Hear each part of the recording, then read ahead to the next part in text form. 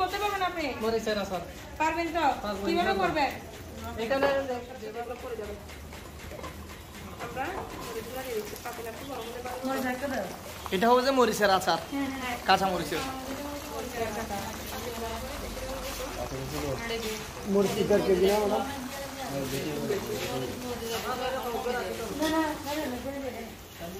আমরা প্রথমে মরিচটা ভালো করে ডাটা ছাড়াই পরিষ্কার করে নিলাম, এরপরে দিয়ে দিলাম চুলায় তেল বসাই দিলাম। তেল পর্যাপ্ত গরম হওয়ার পর আপনার রসুন দিয়ে সুন্দর করে দাগ ধরে ইয়াটা দিয়ে দিলাম, কাঁচা মরিচটা দিয়ে দিলাম। ঠিক আছে, কাঁচা মরিচটা আগে একটু হালকা করে তেলের উপর কষাই নিব। ঠিক আছে, আগে তেলের উপর একটু কষাই নিই। হ্যাঁ,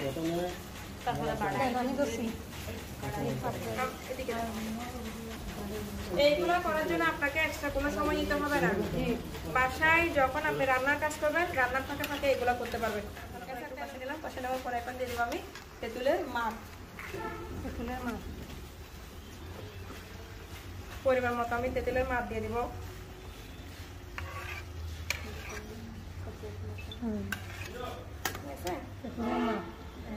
পরিমাণ মতো তেঁতুলের মাছ দিয়ে দিলাম। এরপর এগুলো একটু নেড়ে চেড়ে দিলাম। এরপর দিয়ে দিব এটা কি বলে তো, সরিষা বাটা। হ্যাঁ, মাস্টার পেস্ট দিয়ে দিচ্ছি একটু করে। সরিষা বাটা দিয়ে দিলাম পরিমাণ মতো।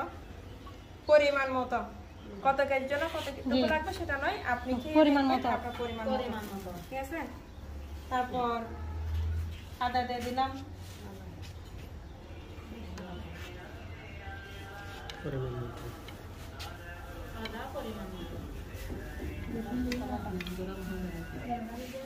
এখন দিয়ে দিচ্ছি পরিমাণ মতো লবণ। একটু অপেক্ষা করে দিব। পরিমাণ মতো লবণ দিলাম, পাঁচফোড়ন দিলাম। পাঁচফোড়নের স্মেলটা অনেক ভালো আসতেছে না? এনে প্যাকেটের সাথে আমরা ঘরোয়া ভাবে রেডি করার চেষ্টা করব। ঠিক আছে, জাস্ট কালারের জন্য। আমাদের এক ক্যাটাগরি মরিচটা দেখছেন কি পরিমাণ লাল, মাশাআল্লাহ, অনেক মাশাআল্লাহ। তারপর একটু করে হলুদ দিলাম। হলুদ তো স্বাস্থ্যের জন্য উপকারী, সবকিছুতে হলুদ ইউজ করার চেষ্টা করবেন। ঠিক আছে, এই গেল আমাদের দেওয়া ধোয়া। 2টা তেজপাতা দেন, 3টা তেজপাতা দেন। তেজপাতা কাটতে কিনে নিলাম তো, অনেক সুন্দর করে মজে যাবে।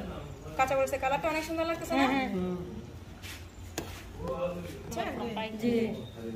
চেষ্টা করবেন বড় পাতিল নেওয়ার জন্য।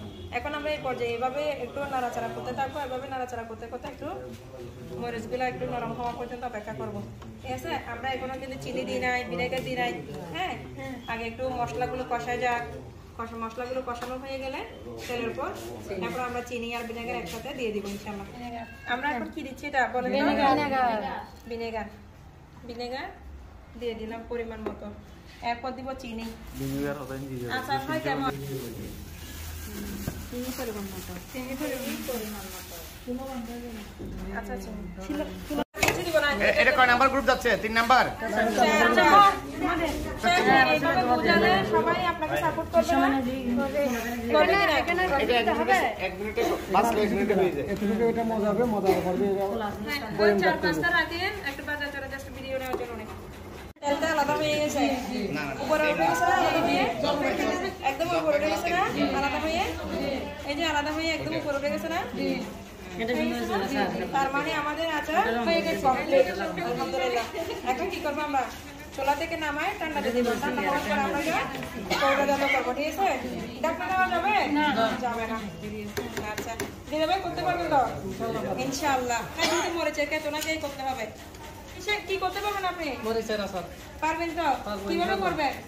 এখানে যেভাবে করলাম